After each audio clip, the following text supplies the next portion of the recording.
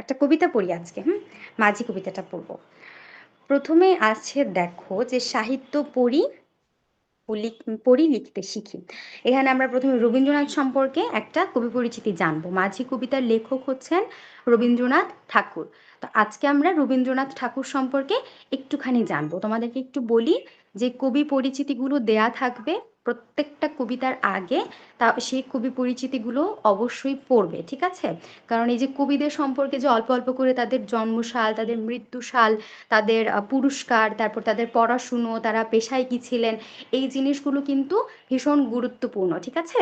এগুলো জানতে হবে। এগুলো এখন কিভাবে তোমাদের হয়তো খুব বেশি গুরুত্বপূর্ণ যদিও নাও হয়ে থাকে, অবশ্যই গুরুত্বপূর্ণ, কিন্তু ইন ফিউচার তোমাদের কিন্তু এই কবি পরিচিতিগুলো, প্রত্যেকটা কবির পরিচিতি, তাদের জন্মসাল, মানে যারা বিখ্যাত কবি আছে বিশেষ করে আছেন যারা, তাদের এই বিষয়গুলো কিন্তু অবশ্যই জানতে হবে। তাই তোমরা চেষ্টা করবে কবি পরিচিতিগুলো বইয়ের, তোমরা এখন সপ্তম শ্রেণীতে, চেষ্টা করবে সপ্তম শ্রেণীতে যেই যেই কবি পরিচিতিগুলো আছে, রবীন্দ্রনাথ, কাজী নজরুল ইসলাম, সুফিয়া কামাল, যাই আছে, যারাই আছেন, তাদের কবি পরিচিতিগুলো, তাদের সম্পর্কে যে জন্মসাল, মৃত্যুসাল, তাদের যত লেখা, যত সাহিত্য, এই সবগুলোকে আলাদা আলাদা করে একটা নোটের মতো করে ফেলতে, যাতে করে তোমার মাথায় গেঁথে যায় যে কোন কবির ইনভেনশন কোনটা, কোন কবির মানে লেখা কোনটা, বা কোন কবি কবে জন্মগ্রহণ করেছেন, মৃত্যুবরণ করেছেন, ঠিক আছে?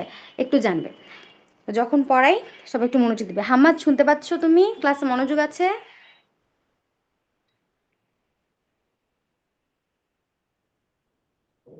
হাম্মাদ, ক্লাসে আছো? মনোযোগ আছে? জি মিস। আমি কিন্তু পড়াচ্ছি, ঠিক আছে? আমি কিন্তু নেক্সট এক্সামেও এইসব থেকে প্রশ্ন করবো। সো আজকে থেকেই একদম ভালোভাবে তোমাকে প্রস্তুতি নিতে হবে। ওরা কিন্তু ঠিকঠাক মতো ক্লাস করছে, তোমাকেও আরেকটু অ্যাক্টিভ হতে হবে। যা পড়াই তা ক্লাসের সাথে সাথে একদম বুঝে যেতে হবে, ঠিক আছে? জি আচ্ছা, এবার মিউট করে ফেলো।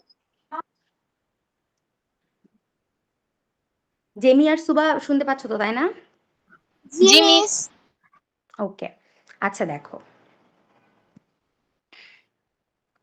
শুরুতেই দেখো যে রবীন্দ্রনাথ ঠাকুর 1861 সালে জন্মগ্রহণ করেন। কত সালে? রবীন্দ্রনাথ ঠাকুর 1861 সালে জন্মগ্রহণ করেন এবং 1941 সালে মৃত্যুবরণ করেন। তার জন্মসালটা প্রথমে দেয়া আছে 1861 সাল। তাহলে রবীন্দ্রনাথ ঠাকুর কত সালে জন্মগ্রহণ করেছেন? 1861 সালে জন্মগ্রহণ করেছেন। এবং তার মৃত্যুবরণ কত সালে? তার মৃত্যুবরণ হচ্ছে 1941 সালে। কবিতা, গান, গল্প, উপন্যাস, নাটক, প্রবন্ধ ইত্যাদি রচনায় তিনি অসামান্য দক্ষতার পরিচয় দিয়েছেন। অর্থাৎ রবীন্দ্রনাথের লেখা অনেক কবিতা, অনেক গান, অনেক গল্প, উপন্যাস, নাটক, প্রবন্ধ ইত্যাদি রচনায় তিনি অসামান্য দক্ষতার পরিচয় দিয়েছেন। মানে হচ্ছে অনেক বেশি দক্ষতার পরিচয় দিয়েছেন, এটাকেই বলে বোঝানো হয়েছে যে অসামান্য দক্ষতার পরিচয় দিয়েছেন। বলাকা, পুনশ্চ, গোরা, অচলায়তন, কালান্তর তার কয়েকটি বইয়ের নাম। এখানে যদি আমরা দেখি যে কয়েকটি বইয়ের নাম দেয়া আছে, কি কি? এখানে দেখো যে বলাকা, পুনশ্চ, গোরা, অচলায়তন, কালান্তর। বলতো কি কি বইয়ের নাম এখানে দেয়া আছে? জেমি বলতো রবীন্দ্রনাথের লেখা বইগুলোর নাম। মিস বলাকা, পশ্চুচ্চ, গড়া, অচলায়ন্তর, কালান্তর। আচ্ছা, একটু উচ্চারণে ভুল আছে। পুনশ্চ, এটা হবে উচ্চারণটা পুনশ্চ। গড়া না, উচ্চারণটা হবে গোড়া। অচলায়তন বানানটাও ভুল করেছো, এটা কিন্তু অচলায়তন, অচলায়তন। এবং হচ্ছে কালান্তর। উচ্চারণের দিকে আরেকটু নজর দিবে, ঠিক আছে জেমি? তাহলে জি দেখো, মিস। বলাকা, পুনশ্চ, গোড়া, অচলায়তন এবং কালান্তর তার কয়েকটি বিখ্যাত বইয়ের নাম। গীতাঞ্জলি কাব্যের জন্য তিনি 1913 সালে সাহিত্য নোবেল পুরস্কার পেয়েছেন। এটা খুবই গুরুত্বপূর্ণ একটা বিষয় রবীন্দ্রনাথ সম্পর্কে, যে তিনি 1913 সালে কোন কাব্যের জন্য নোবেল পুরস্কার পেয়েছেন। রবীন্দ্রনাথ ঠাকুর 1913 সালে গীতাঞ্জলি কাব্যের জন্য নোবেল পুরস্কার পেয়েছেন, ঠিক আছে? এটা খুব ইম্পর্ট্যান্ট একটা মানে ইনফরমেশন, যেটা তোমাদের ফিউচারও আসতে পারে, ঠিক আছে? যখন তোমরা ইনফ্যাক্ট অ্যাডমিশন টেস্টের দিকে যখন যাবে, তখন কিন্তু রবীন্দ্রনাথ সম্পর্কে এই ইনফরমেশনটা অনেক বেশি এসে থাকে, যে রবীন্দ্রনাথ, যদিও এটা খুব ইজি, সবাই মোটামুটি জানে, কিন্তু এই অনেক সহজের মধ্যেও না মানুষজন মানে অনেক কঠিনের মধ্যে মানুষজন এই সহজ জিনিসগুলো ভুলে যায়। সো এটা মাথায় রাখবা যে 1913 সালে রবীন্দ্রনাথ ঠাকুর গীতাঞ্জলি কাব্যের জন্য নোবেল পুরস্কার পেয়েছেন। আমি কিন্তু ক্লাস শেষে আবারও একটা প্রিভিউ করব এবং সেখানে প্রত্যেককে ধরে ধরে প্রশ্ন করব, ঠিক আছে? তাই সবাই মনোযোগী হও ক্লাসে। গীতাঞ্জলি কাব্যের জন্য তিনি 1913 সালে সাহিত্য নোবেল পুরস্কার পেয়েছেন। বাংলাদেশের জাতীয় সঙ্গীতটি তার রচিত। এটা আমরা সবাই জানি যে আমাদের যে জাতীয় সঙ্গীত আমার সোনার বাংলা আমি তোমায় ভালোবাসি, এই জাতীয় সঙ্গীতের রচয়িতা কিন্তু হচ্ছেন রবীন্দ্রনাথ ঠাকুর। আচ্ছা, নিচে রবীন্দ্রনাথ ঠাকুরের একটি কবিতা দেয়া হলো, কবিতাটি তার শিশু কাব্য থেকে নেয়া। এটাও গুরুত্বপূর্ণ যে তোমাদের বইয়ের মাঝি কবিতাটি কোন কাব্য থেকে নেয়া, কোন কাব্য থেকে নেয়া? শিশু কাব্য থেকে নেয়া। তোমাদের বইয়ের যে মাঝি কবিতাটি রয়েছে সেটি শিশু কাব্য থেকে নেয়া। রবীন্দ্রনাথের কোন কাব্য থেকে নেয়া? মাঝি কবিতাটি শিশু কাব্য থেকে নেয়া। মাঝি কবিতাটি শিশু কাব্য থেকে নেয়া। মিস যখন নেক্সট ক্লাসে এক্সাম নিব তখন কিন্তু এগুলো থেকে প্রশ্ন করব, ঠিক আছে? তাহলে কি বললো যে রবীন্দ্রনাথ ঠাকুরের একটি কবিতা, সেটি হচ্ছে এখানে মাঝি। মাঝি কবিতাটি হচ্ছে শিশু কাব্য থেকে নেয়া। এবার বলে সবাই কি বুঝেছো রবীন্দ্রনাথ সম্পর্কে যে ইনফরমেশনগুলো দেয়া আছে কি কি পার্টিকুলারলি বুঝেছো আলাদা আলাদা ভাবে?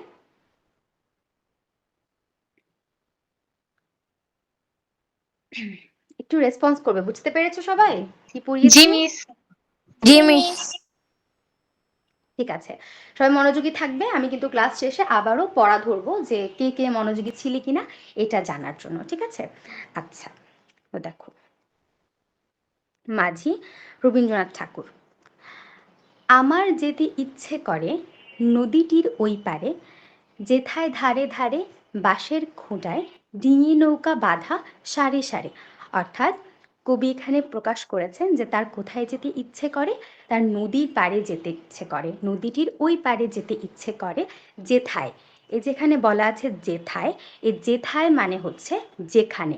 ধারে ধারে বাঁশের খোঁটায় ডিঙি নৌকো বাঁধা সারে সারে, অর্থাৎ বাঁশের খোঁটায়, যেখানে যেই নদীর পাড়ে আর কি বাঁশের খোঁটায় ডিঙি নৌকো বাঁধা সেখানে। সারে সারে মানে কি বোঝানো হয়েছে এখানে? সারে সারে মানে হচ্ছে সারি সারি, যেটাকে আমরা বলি সারি সারি। আর ডিঙি নৌকো হচ্ছে এটা এক ধরনের একটা নৌকা। তো কি বলেছেন কবি? নিজের এমন একটা অনুভূতি প্রকাশ করেছেন যে বোঝাচ্ছে আমার যেতে ইচ্ছে করে নদীটির ওই পারে, যেথায় মানে যেখানে ধারে ধারে বাঁশের খোঁটায় ডিঙি নৌকো বাঁধা আছে সারি সারি বা সারে সারে। তারপরে দেখো কি বলেছে, কৃষানেরা পার হয়ে যায় লাঙল কাঁধে ফেলে।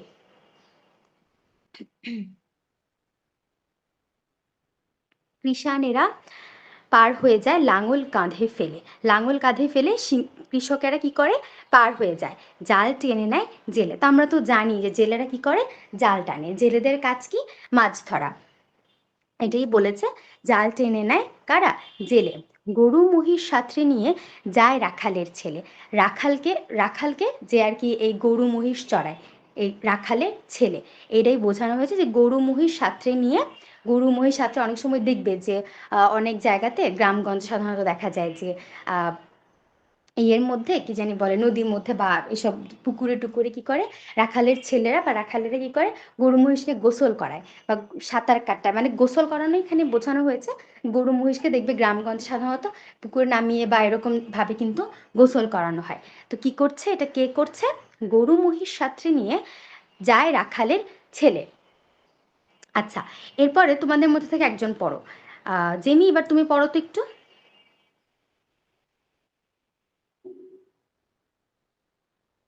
সন্ধে হলে সেখান থেকে সবাই ফেরে ঘরে, শুধু রাত দুপুরে শেয়ালগুলো ডেকে ওঠে।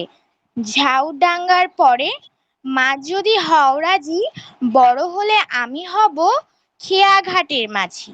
শুনছি ওর ভিতর দিকে আছে জলার মতো, বর্ষা হলে গত ঝাঁকে ঝাঁকে আসে সেথায় চকাচকি যত, তারি ধারে ঘন হয়ে জন্মেছে সব স্বর, মানিক জোড়ের ঘর, কাদা ছোঁয়া পায়ের চিহ্ন, আঁকে পাকের পর। সন্ধ্যা হলে কত দিন মা দাঁড়িয়ে ছাদের কোণে দেখছি এক মনে চাঁদের আলো লুটিয়ে পড়ে সাদা কাশের বনে। মা যদি হও রাজি, বড় হলে আমি হব খেয়া ঘাটের মাছি। এপার আচ্ছা ওপার আচ্ছা আচ্ছা, এবার খেয়াঘাটের মাঝি পর্যন্ত হচ্ছে জেমি পড়লো। এবার মিস একটু বুঝিয়ে দিই, ঠিক আছে? ও তো পড়লো, এবার একটু বুঝিয়ে দিই যেখানে কি বলা হয়েছে। সন্ধে হলে যেখান থেকে সবাই ফেরে ঘরে, মানে সন্ধে হলে যে গ্রামের মধ্যে সবাই ঘরে ফেরে, শুধু রাত দুপুরে। রাত দুপুর মানে কি? মাঝরাত। রাত দুপুর শব্দের অর্থ কি? মাঝরাত। শুধু রাত দুপুরে, রাত দুপুর মানে হচ্ছে মাঝরাত অথবা গভীর রাতকে বোঝানো হয়েছে সাধারণত, ঠিক আছে? তো বলা হয়েছে যে রাত দুপুরে শেয়ালগুলো ডেকে ওঠে ঝাউডাঙাটার পরে। ঝাউডাঙার পরে হচ্ছে, ঝাউডাঙা হচ্ছে যে এক ধরনের একটা ডাঙা যেখানে ঝাউ গাছ আছে। এই ঝাউ গাছ আছে এমন জায়গাটাকে কি বলা হয়েছে? ঝাউডাঙা বলা হয়েছে। কি বলেছে? যে সবাই সন্ধে হলে যেখান থেকে সবাই ফেরে ঘরে, শুধু রাত দুপুরে শেয়ালগুলো ডেকে ওঠে কোথায়? ঝাউডাঙাটার পরে। ঝাউডাঙার পরে শেয়াল ডেকে ওঠে, তাই না? আচ্ছা, মা যদি হও রাজি, এখানে মাকে বোঝানো হচ্ছে, যে কবিতার মাকে উদ্দেশ্য করে বলছেন, মা যদি হও রাজি, বড় হলে আমি হব খেয়া ঘাটের মাঝি। কি বলছে? মা যদি হও রাজি, বড় হয়ে আমি হব খেয়া ঘাটের মাঝি। আচ্ছা, তো এখানে বলেছে যে খেয়াঘাট মানে কি? খেয়াঘাট মানে হচ্ছে নৌকা পারাপার হয় আর কি যেখানে। তো নৌকা পারাপার যেখানে হয় সেই ঘাটের মাঝি হবেন কে? কবি। মাকে বলছেন মা যদি হও রাজি, বড় হয়ে আমি হব খেয়াঘাটের মাঝি। খেয়াঘাট মানে কি বলতো? আহ আহ, সুবা বলতো খেয়াঘাট মানে কি?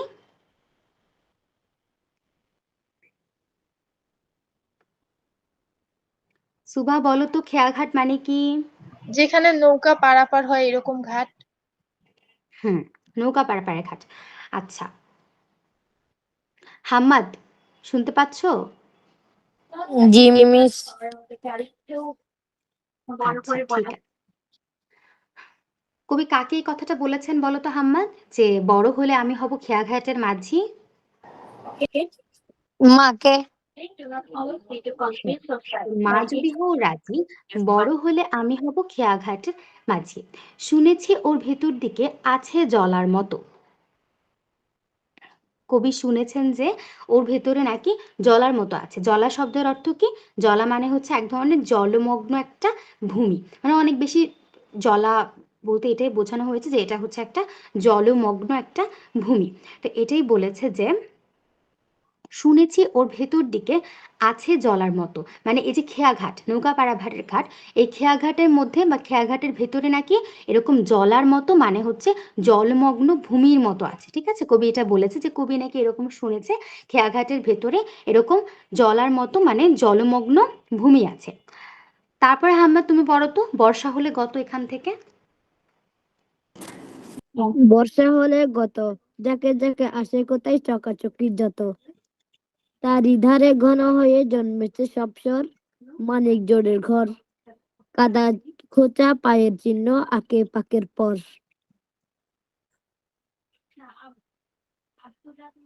আচ্ছা, ঠিক আছে।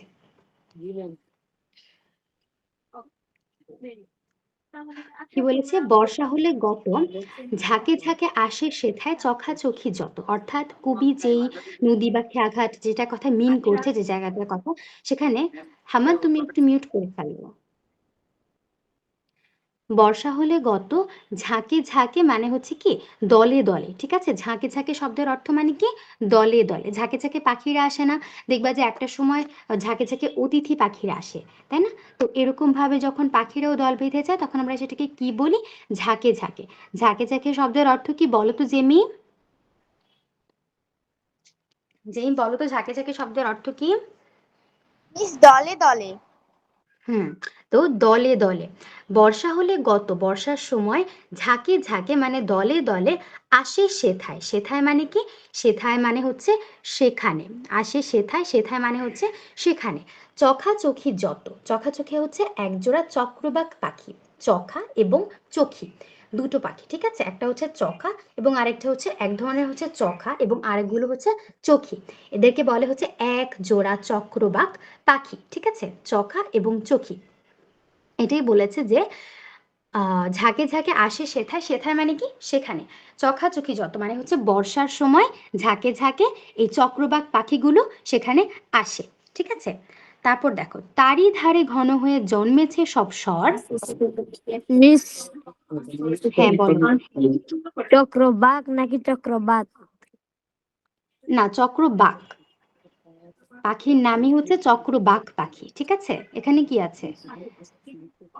আমি তো চক্রবাকি বললাম, চখাচকি মানে হচ্ছে চক্রবাক, চ ক রফলা ব আকার বা ক। বুঝতে পেরেছো হাম্মাদ? চক্রবাক পাখি। জি। আচ্ছা, তো বলো তো চখাচকি মানে কি? চখাচকি পাখিদের আসলে কোন পাখি, তাদেরকে বলা হয় চখাচকি? বলো, সবাই একটু রেসপন্স করো। এক এক জোড়া পাখি। হ্যাঁ, এক জোড়া চক্রবাক পাখি, চখা এবং চোখি। তারই ধারে ঘন হয়ে জন্মেছে সব স্বর। স্বর মানে কি? স্বর মানে হচ্ছে নলখাগড়া গাছ, এক ধরনের নলখাগড়া গাছ। কি বলেছে? তারই ধারে মানে হচ্ছে তারই পারে, যেখানে বর্ষা হয়ে ঝাঁকে ঝাঁকে চখাচখিরা আসে, তারই ধারে মানে হচ্ছে তারই কাছে বা তারই নিকটে, তার কাছে বা তার নিকটে, এরকম বোঝানো হয় যে তারই ধারে বা তারই পাশে ঘন হয়ে মানে অনেক বেশি আর কি। ধরো একটা জিনিস অনেক বেশি ঘন হয়ে ওঠে, যেমন আমরা চুলের ক্ষেত্রে অনেক সময় বলি না যে খুব ঘন হয়ে চুল উঠেছে বা খুব ঘন হয়ে কোন একটা পাতা গজিয়েছে, এরকম বলি না? তো এটাই বলেছে, তারই ধারে ঘন হয়ে জন্মেছে সব স্বর। তারই ধারে মানে হচ্ছে চখাচখিরা যেখানে থাকে সেই পাশেই ঘন হয়ে মানে খুব বেশি আকারে জন্মেছে সব স্বর। স্বর মানে কি? নলখাগড়া গাছ। মানিক জোড়ের ঘর, জন্মেছে সব স্বর মানে হচ্ছে নলখাগড়া জমেছে। এবং বলেছে যে মানিক জোড়ের ঘর। মানিক জোড় কি বলো তো? তোমরা কি কেউ জানো যে মানিক জোড় শব্দের অর্থ কি? একটা পাখি। পাখির নাম। হ্যাঁ, মানিকজোড় হচ্ছে এক ধরনের একটা পাখির নাম। বলেছে তারই ধারে ঘন হয়ে জন্মেছে সব স্বর এবং মানিকজোড়ের ঘর। তারই ধারে হচ্ছে ওই পাখির ঘর। তো মানিকজোড় মানে হচ্ছে কি এক ধরনের পাখির নাম। কাদা খোঁচা পায়ের চিহ্ন আঁকে পাকের পর। কাদা খোঁচা হচ্ছে এক ধরনের কি নাম বলো তো? কাদা খোঁচা কিসের নাম বলো তো? পাখির নাম। হ্যাঁ, কাদা খোঁচা হচ্ছে এক ধরনের পাখির নাম।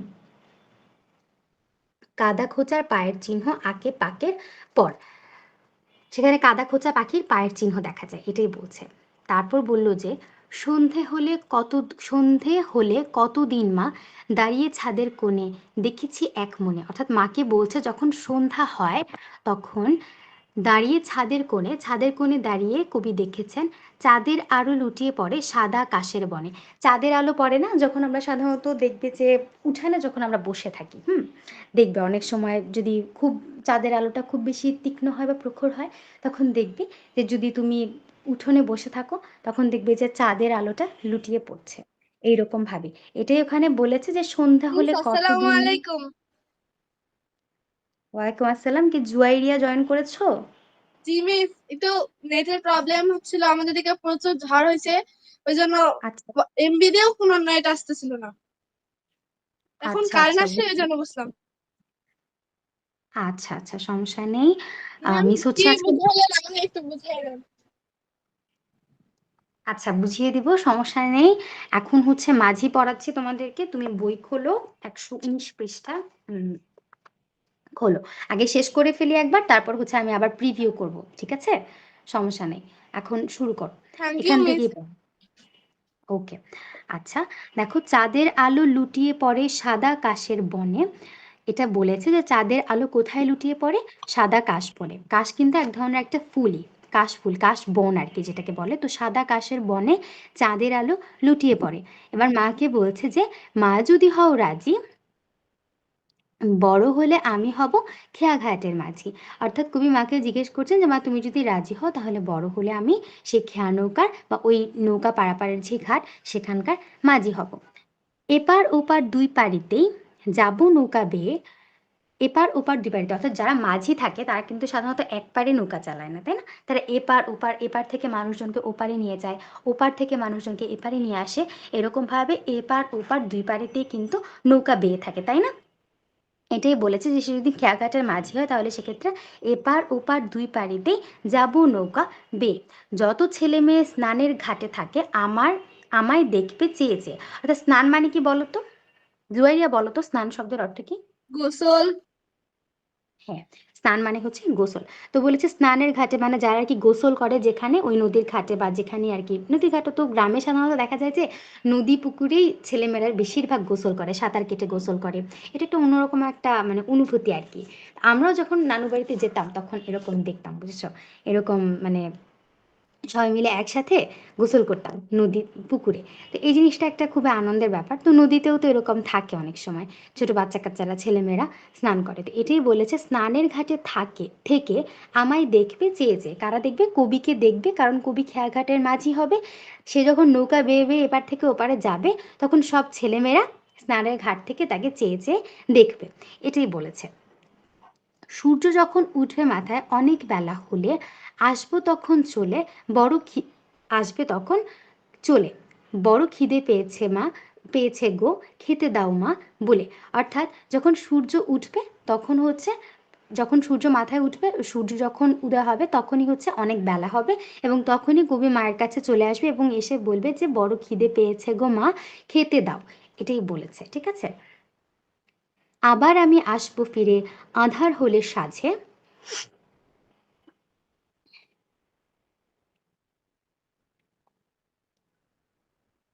আচ্ছা, কি বলেছে? আবার আমি আসবো ফিরে আঁধার হলে সাজে। আঁধার মানে কি বলতো? জেমি বলতো আঁধার শব্দের অর্থ কি? মিস অন্ধকার। হ্যাঁ, আঁধার মানে হচ্ছে অন্ধকার। আর সাজ মানে কি বলতো তুমি? জেমি বলতো, সুভা বলো, সুভা। সন্ধ্যা।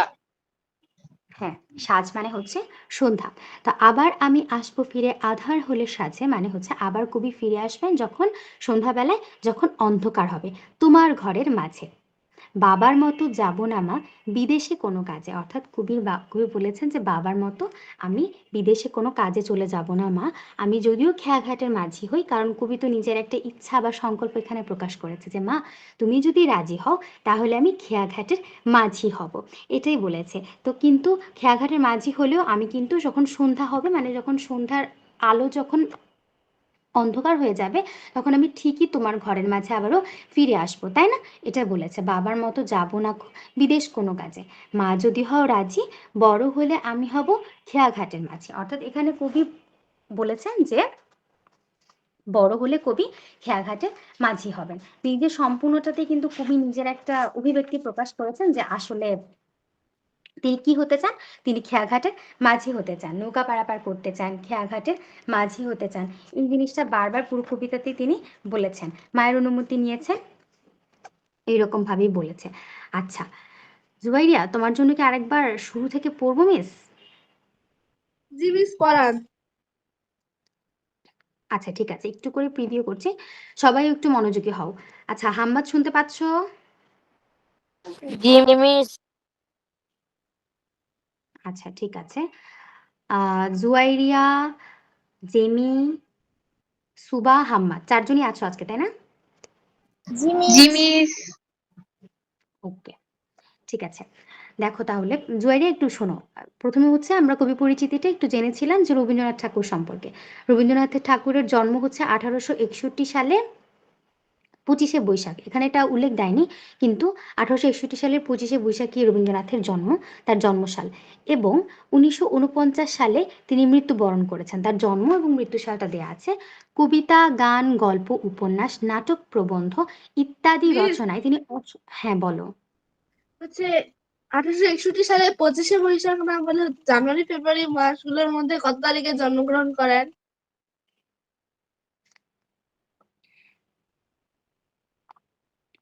আচ্ছা, সঠিক একদম এই মুহূর্তে এক্সাক্ট মনে পড়ছে না যে রবীন্দ্রনাথের মানে এক্সাক্ট টাইমটা মনে পড়ছে না আমার। বাংলাটাই আপাতত মনে আছে, তাই এটা তোমাদেরকে বললাম। নেক্সট ক্লাসে আমি তোমাদেরকে বলে দিব, সমস্যা নেই। মিস 8ই মে। 1800 আমার না একদমই সঠিক খেয়াল নেই এটা। আচ্ছা একটু দাঁড়াও, দেখছি।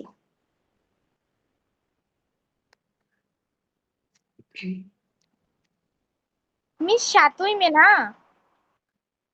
আচ্ছা আমি দেখছি, তোমরা একটু অপেক্ষা করো, মিস দেখে জানাচ্ছি।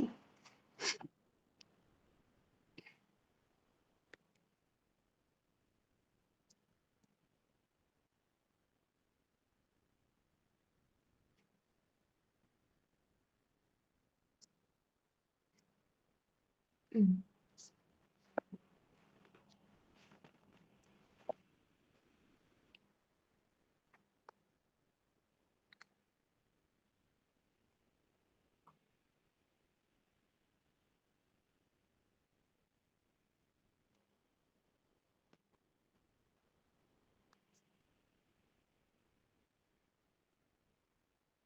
আচ্ছা ঠিক আছে। হ্যাঁ, কে যেন বলেছো না যে 7ই মে? এটা মিস হচ্ছে, হ্যাঁ এটা হচ্ছে 7ই মে হবে। সরি, আমি আসলে একটু একদম ভুলে গেছিলাম বাংলা সালটা আর ইংরেজি সালটা, সমস্যা নেই। তো কত সালে জন্মগ্রহণ করেছে? 1861 সালে 7ই মে, ঠিক আছে। তার জন্মসাল হচ্ছে 1861 সালের 7ই মে, এবং 1941 সালের 7ই আগস্ট হচ্ছে তিনি মৃত্যুবরণ করেছেন। তোমরা চাইলে এখন একটু লিখে নিতে পারো, বইয়ের যদি বই থাকে সামনে তাহলে এখন একটু বই লিখে ফেলো যে 1861 সালের 7ই মে জন্মগ্রহণ করেছেন, বাংলাটা হচ্ছে 25শে বৈশাখ, আর মৃত্যুবরণ হচ্ছে 1941 সালের 7ই আগস্ট, ঠিক আছে। কবিতা, গান, গল্প, উপন্যাস, নাটক, প্রবন্ধ ইত্যাদি রচনায় তিনি অসামান্য দক্ষতার পরিচয় দিয়েছেন। অর্থাৎ রবীন্দ্রনাথ ঠাকুরের অনেক ধরনের অনেক গল্প, কবিতা, গান, নাটক, প্রবন্ধ ইত্যাদি আমরা দেখেছি, সেখানে তিনি অসামান্য দক্ষতার পরিচয় দিয়েছেন। এবার তার কয়েকটা বইয়ের নাম লেখা আছে যে বলাকা, পুনশ্চ, গোরা, অচলায়তন, কালান্তর, তার কয়েকটি বইয়ের নাম। এখানে তোমাদের বইয়ে কয়েকটি বইয়ের নাম দেওয়া আছে যে বলাকা, পুনশ্চ, গোরা, অচলায়তন, কালান্তর, এগুলো হচ্ছে তার কয়েকটি বইয়ের নাম। আরেকটা যেটা গুরুত্বপূর্ণ ইনফরমেশন, যে গীতাঞ্জলি কাব্যের জন্য রবীন্দ্রনাথ ঠাকুর 1913 সালে সাহিত্য নোবেল পুরস্কার পেয়েছেন, তাই না?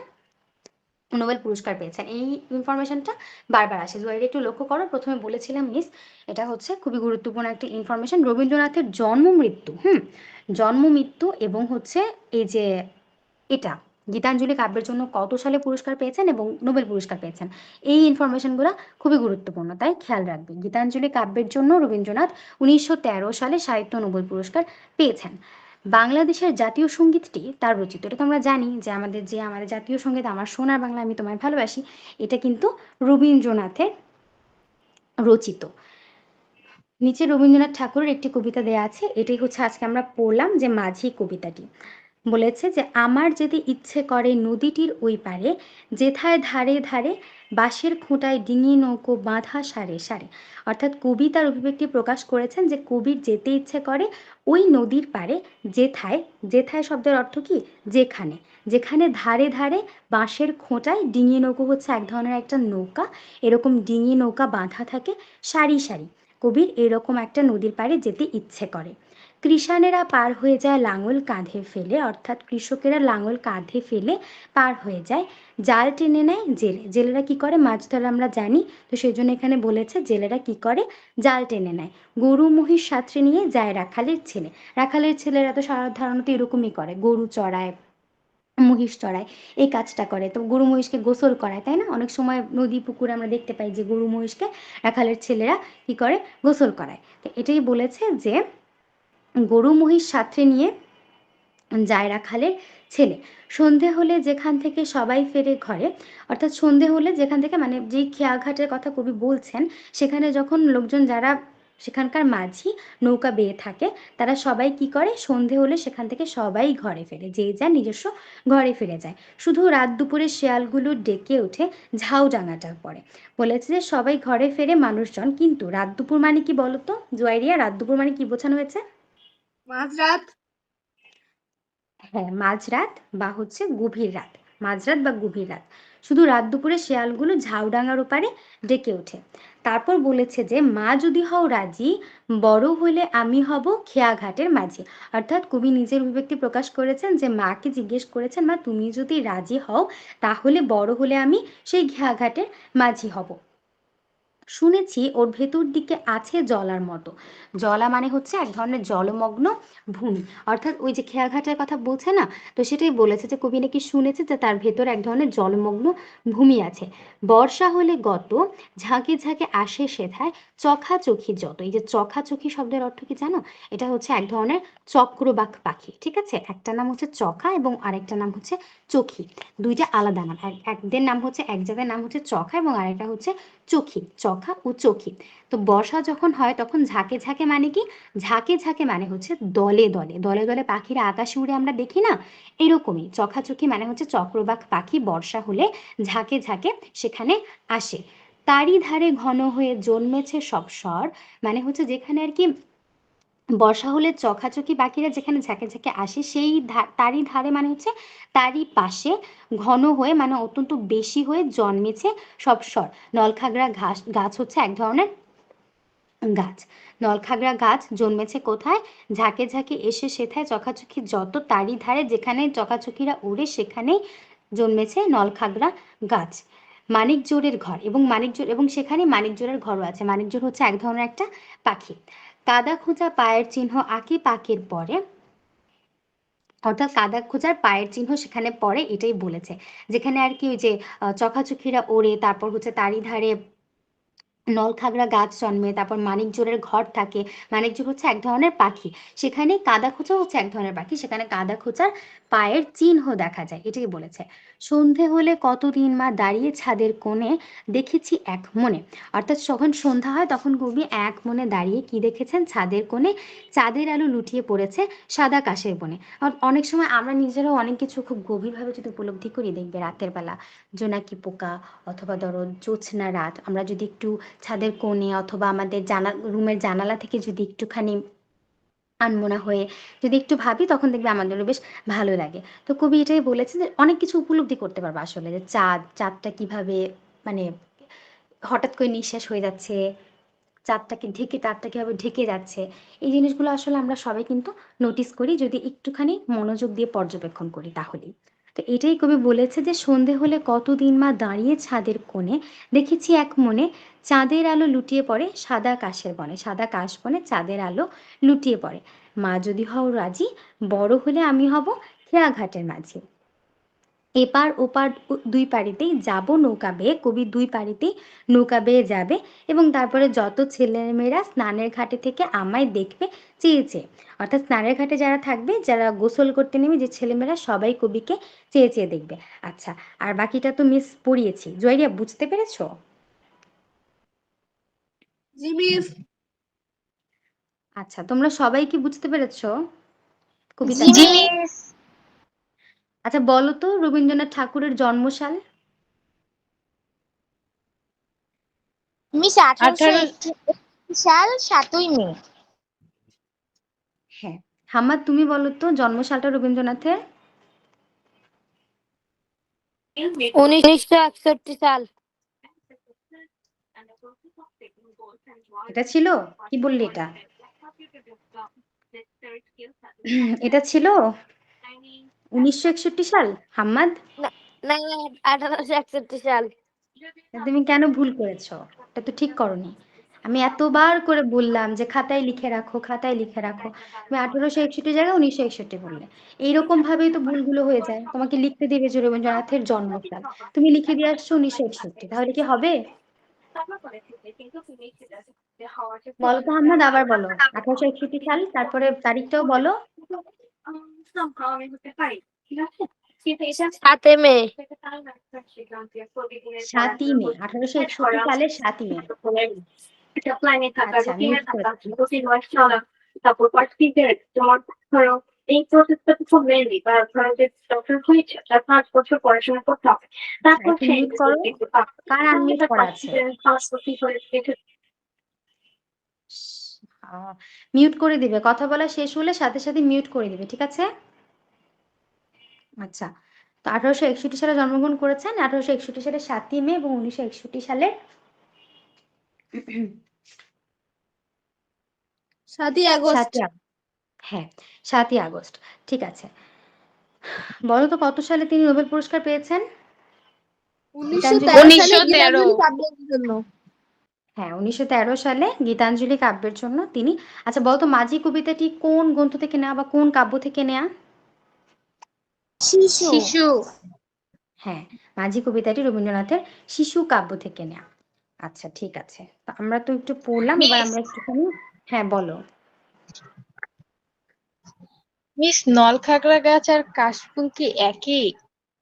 হুম, নলখাগড়া হচ্ছে এক ধরনের একটা কাশবন। তো কাশফুল দেখোনি, এক ধরনের সাদা ফুল, ওই যে তোমার তুলার মতো লাগে দেখতে। দেখেছো জি কখনো মিস, কাশফুল? দেখছি। ইন্টারনেটে সার্চ দেওয়াতে ওই কাশফুলের মতোই দেখাচ্ছে। না, নলখাগড়াটা আলাদা। নলখাগড়া হচ্ছে এক ধরনের একটা গাছ। নলখাগড়াটা একটু লম্বা টাইপের হয়ে থাকে, একটু উঁচা উঁচা, ওটা আলাদা। আর কাশবন বা কাশফুল, কাশ গাছ, এটা হচ্ছে আলাদা। দুইটা আলাদা বিষয়, দুইটা এক না। স্বর মানে হচ্ছে নলখাগড়া গাছ, আর কাশবন হচ্ছে কাশফুল, যেটাকে বোঝায় সেটা। আচ্ছা ঠিক আছে, আমরা একটু শব্দের অর্থগুলো আবার একটু জানি, যদি আমরা কবিতার সাথে সাথে জেনে আসছি। আধা শব্দের অর্থ কি? অন্ধকার। কাদা খোঁচা একটা পাখির নাম। কাশ হচ্ছে এক ধরনের তৃণজাতীয় গাছ। খেয়াঘাট নৌকা পারাপারের ঘাট। চোখাচোখি একজোড়া চক্রবাক পাখি, চোখা এবং চোখি। জলা মানে হচ্ছে জলমগ্ন ভূমি। জলা মানে কি? জলমগ্ন ভূমি। জাল টেনে নেওয়া, জাল দিয়ে মাছ ধরা, যেটা হচ্ছে জেলেদের কাজ। ঝাঁকে ঝাঁকে মানে হচ্ছে দলে দলে। ঝাউডাঙা, যে ডাঙায় ঝাউ গাছ আছে। ডিঙি নৌকো হচ্ছে এক ধরনের নৌকা। তারই ধারে মানে কি? তারই পাশে। ধারে শব্দের অর্থ হচ্ছে পাশে, তো তারই ধারে মানে হচ্ছে তারই পাশে। ধারে ধারে, কাছাকাছি। পাঁক মানে হচ্ছে কাদা। ওই যে আমরা পড়লাম না, আঁকে পাকে, কি জানি বলে, কাদা খোঁচা আঁকে পাকে। কাদা খোঁচার চিহ্ন, কাদা খোঁচা এক ধরনের পাখি, এবং সেই পাখির চিহ্ন ওই যে আঁকে পাকে, মানে হচ্ছে পাক মানে হচ্ছে কাদা। কাদার মধ্যে ওই কাদা খোঁচা পাখির পায়ের চিহ্ন ওঠে, এটাই বলেছিল। পায়ের চিহ্ন মানে হচ্ছে পায়ের দাগ। পার মানে হচ্ছে তীর। বাঁশের খোঁটা, বাঁশের ছোট খুঁটি। বিদেশ, দূরে কোথাও বা দেশের বাইরে। মানিকচোর হচ্ছে এক ধরনের পাখির নাম। রাত দুপুর মানে হচ্ছে গভীর রাত বা মাঝরাত। স্বর মানে হচ্ছে নলখাগড়া গাছ। সারে সারে, সারিবদ্ধভাবে বা সারি সারিভাবে। ঠিক আছে। আচ্ছা, সবাই শব্দার্থ আর কবিতাটা বুঝেছো তো, তাই না? জি মিস। জি মিস। আচ্ছা, আমাকে একটু জেমি, তুমি একটু আমাকে এই কবিতার মূল ভাবটা বলতে পারবে, যে আসলে কবি কি বোঝাতে চেয়েছেন, কাকে বলেছেন, তার যে এই পুরো ব্যাপারটা নিয়ে, তিনি যে খেয়াঘাটের মাঝি হবেন, কেন হবেন, কিসের জন্য হবেন, তার উইশগুলো আসলে কিরকম, তুমি কি আমাকে একটু ছোট্ট করে মূল ভাবটা বলতে পারো জেমি?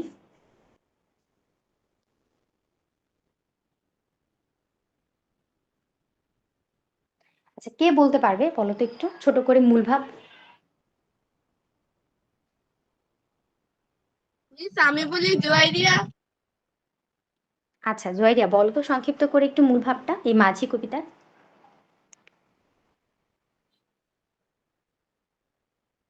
বলো।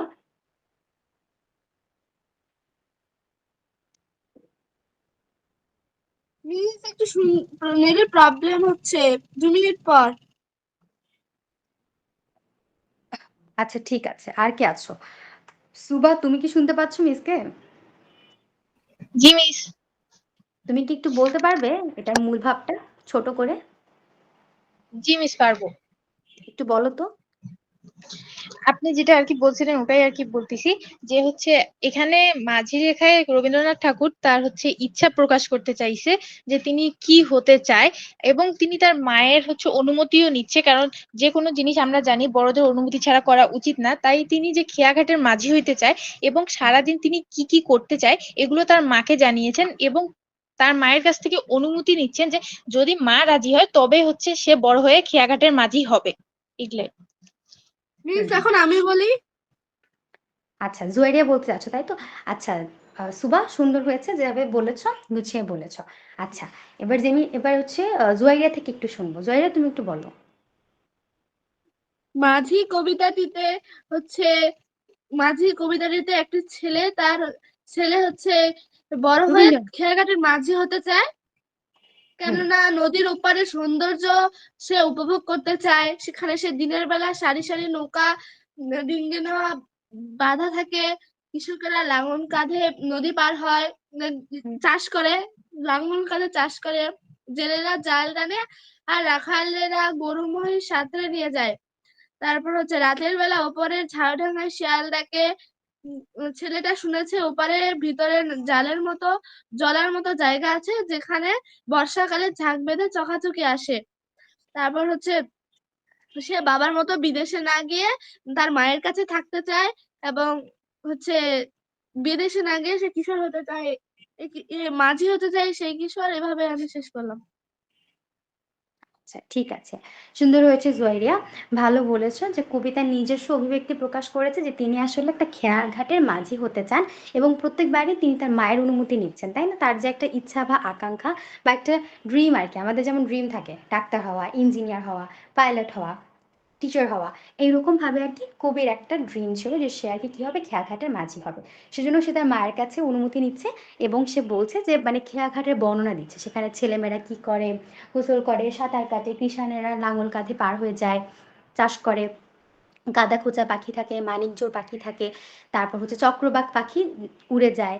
এরকম ভাবে কবি আর কি খেয়াঘাটের মাঝে যত ধরনের সুন্দর সুন্দর ব্যাপারগুলো আছে সেগুলো তুলে ধরেছে এবং সে এটি বোঝাতে চেয়েছে তার মাকে যে আসলে খেয়াঘাটের যে মাঝি হতে চান, কেন হতে চান তিনি? কারণ খেয়াঘাটের ওইখানে মানে নদীর পাড়ে হচ্ছে এই সুন্দর জিনিসগুলো ঘটে থাকে এবং এখানে এই জিনিসগুলো ঘটে দেখেই কবির আসলে, কবি একটু প্রকৃতিপ্রেমী মানুষ ছিলেন রবীন্দ্রনাথ ঠাকুর, তো তিনি আসলে এই প্রকৃতির মধ্যে থাকতে চান, তিনি সেই জন্যই খেয়াঘাটের মাঝি হতে চান, সেজন্য মার কাছে অনুমতি চাইছিলেন। আচ্ছা হাম্মাদ, তুমি কি একটু আমাকে বলতে পারো ছোট করে, তুমি যে বুঝতে পেরেছো, যা বুঝেছো তাই কি একটু আমাকে বলতে পারো?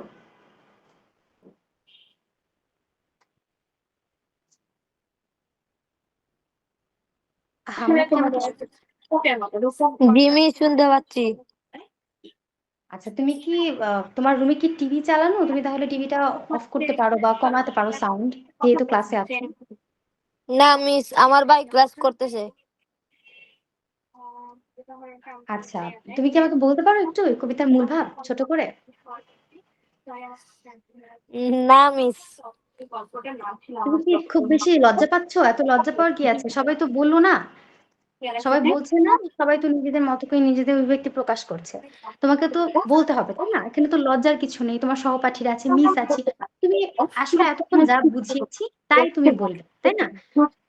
তুমি একটু চেষ্টা করো, তুমি তো পারবে, তুমি একটু বলো হাম্মাদ, একটু বলো।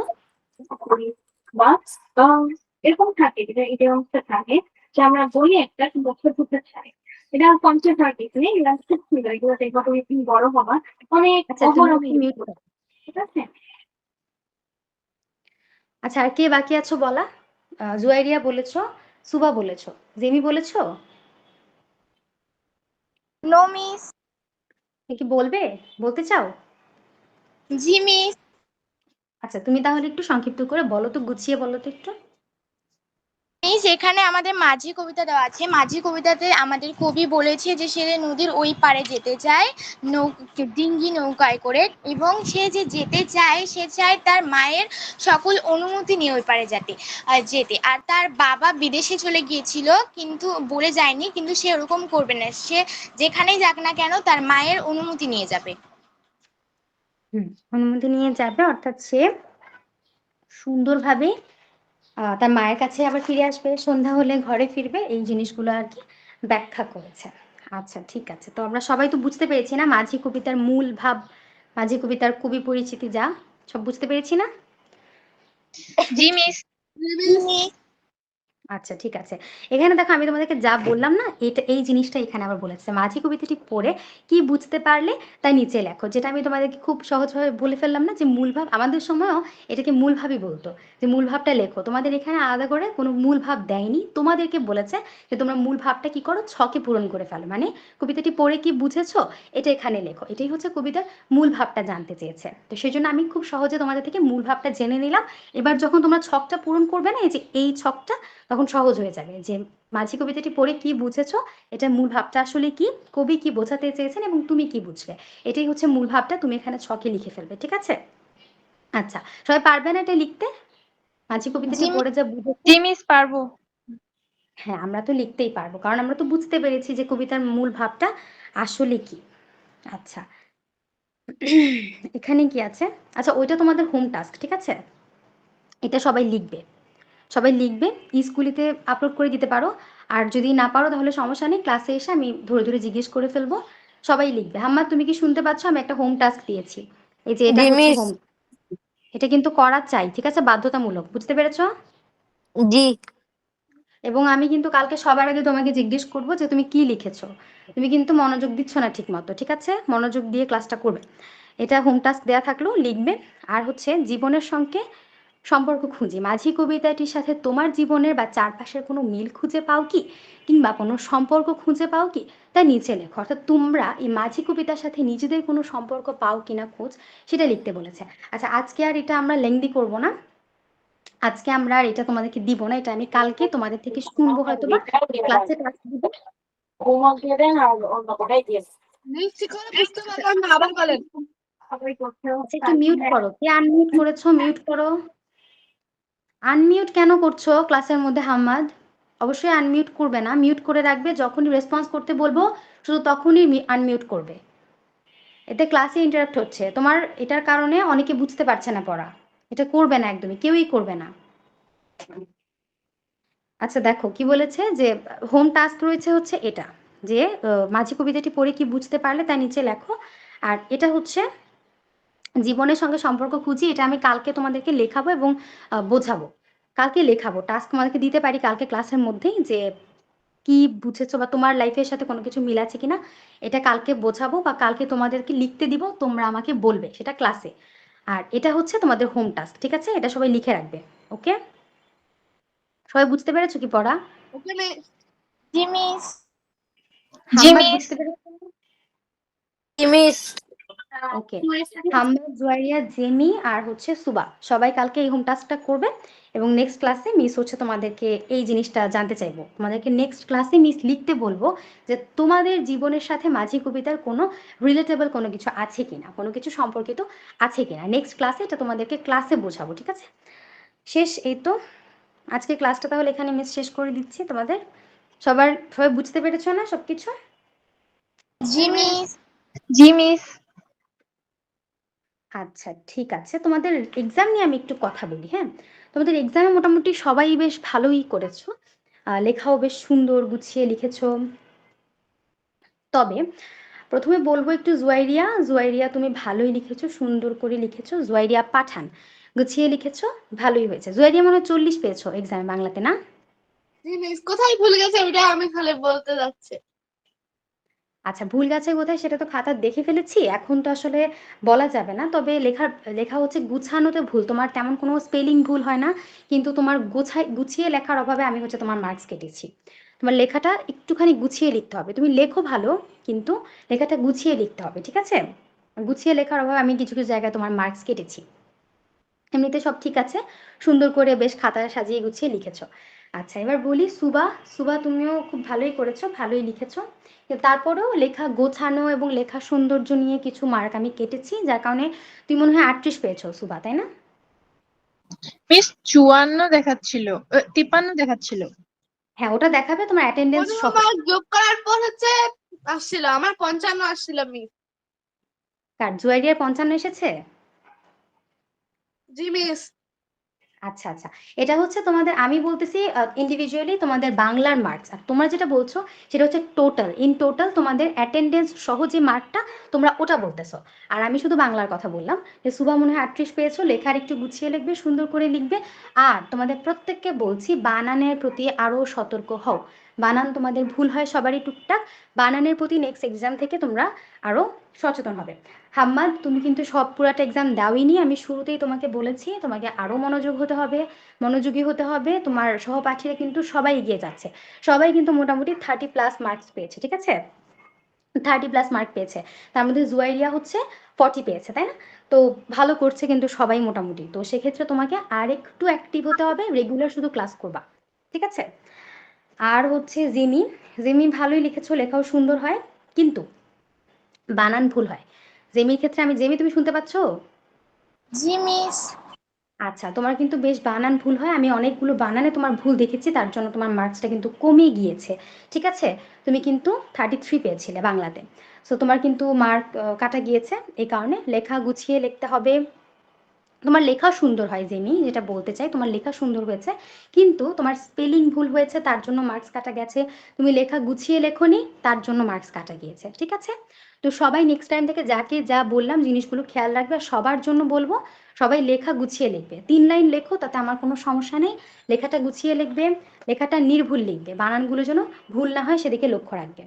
ঠিক আছে? সবাই প্লিজ বুঝতে পেরেছো আজকের পরীক্ষার ক্লাস? টাইমটা আরেকটু বেশি হলে ভালো হতো। আমি আচ্ছা লিখে আচ্ছা, শেষ করতে পারতেছিলাম না, অনেক দ্রুত লিখতেছিলাম। এটাই তো ভালো হয়েছে। দ্রুত লিখলেই তো লেখার স্পিড আসবে, তোমার এক্সামের স্পিডটা আসবে।